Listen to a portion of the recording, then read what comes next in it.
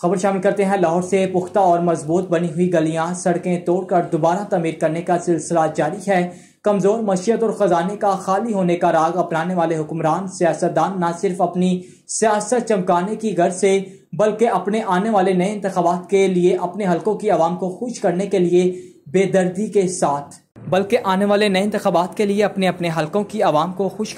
बेदर्दी के साथ कौमी खजाने को नुकसान पहुंचाने की भरपूर कोशिश कर रहे हैं।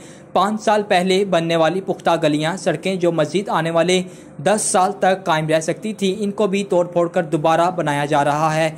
इन गलियों सड़कों पर लगने वाली अरबों रुपए की रकम गरीब बेबस आवाम जिस पर गैर जरूरी टैक्सों का बोझ डालकर बिजली के बिलों में शामिल किया जाता है, इससे 2 वक्त की रोटी छीनी जा रही है। यही रकम इसी गरीब आवाम की फलाह पर भी खर्च की जा सकती है जो आजकल सड़कों पर सरापा एहतजाज बनी हुई है। दर हकीकत कौमी खजाने का बेदरीग इस्तेमाल ही मुल्क की मौशियत को तबाह करने का सबसे बड़ा जरिया है। रिपोर्ट कर रहे थे HM Fayaz, Prime Star News Lahore.